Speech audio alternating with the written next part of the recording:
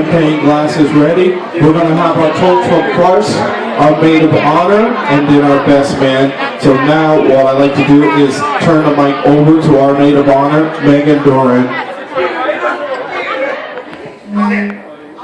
Hello.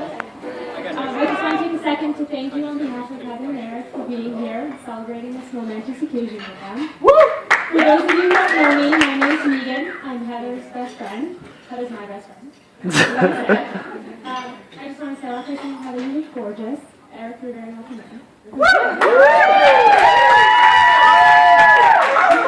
You clean up both now. So thankful that you asked me to be part of your special day. It means the world to me. So Heather and I have been friends for about 11 years. We met during soccer preseason at Norwich. We were both freshmen. Throughout our 4 years at college, we became inseparable. Heather was basically my second roommate every year. She just has this personality about her that attracts people to her and where you feel the need to be around her and look out for her. I specifically remember several occasions on the soccer field where I started fights with opposing players, the refs, and even our own coach because someone would knock Heather over and they wouldn't get in trouble for it. Heather became my best friend for 2 reasons. One, she would go to the Common Cafe with me, which is the local greasy spoon at school, every day, sometimes twice a day to eat, and she never judged. And 2, if I was mad at someone for whatever reason, Heather was automatically mad at them as well, no questions asked. She was really supportive. So, although it seemed like we had the perfect friendship from the beginning, in reality, it did not start out that way. I noticed very quickly into our relationship,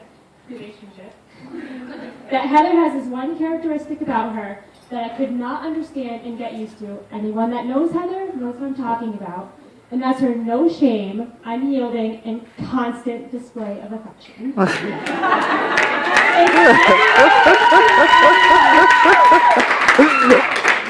Heather was a civilian at Norwich and I was in the Corps, where any affection was strictly prohibited in uniform.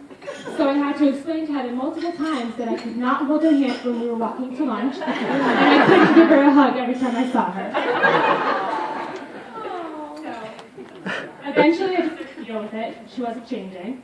So now I've come to realize that I took all those moments for granted, and sometimes I could just use a huggle, as you call them. So I could stand here all day and name off the reasons I became friends with Heather and all the good times we shared, but I won't, because I don't want the DJ to start playing me off the stage here. Instead, I'll tell one of my favorite yet embarrassing moments that I shared with Heather. She may kill me, but I think it needs to be said. So our senior year, Heather and I had a few classes together, and we would always meet in the science building after one of the classes to walk to the next one together. Yes, it's that story. One day, Heather was running late, so I left without her. I was afraid to be late. So as I started to the next class, I hear someone calling my name behind me. I turn around, it's Heather running full speed towards me, so I just stopped and waited. Now, Heather's the type of student that carried every book she owned in her backpack to every single class just in case. So her book bag always weighed about a third of her body weight. So as I'm watching her run towards me, I noticed this gigantic backpack just swaying back and forth. She's sidestepping to compensate for all the extra weight. Needless to say, it eventually got the best of her. It was like a slow-motion car accident. I was sleeping, and there was nothing I could do about it. Her bag flung around. She got so top-heavy, she fell face first on the ground.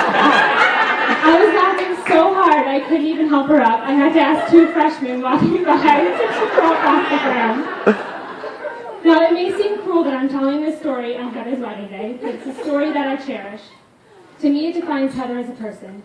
Here's this girl running as fast as she can, with 30 pounds of books on her back, screaming my name, risking injury, ridicule, and embarrassment, just so her friend doesn't have to walk to class for herself.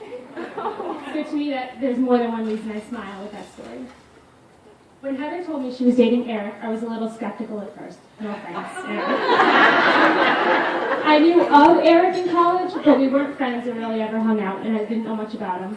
I think I was just secretly afraid she would steal my best friend and I'd never see her again. The opposite situation happened, and I'm so grateful for that. Eric, you've proven time and time again that you have no intentions of stealing my friend, and that you're the best thing that's ever happened to her. Not only do you accept Heather for who she is, you also put up with her crazy friends.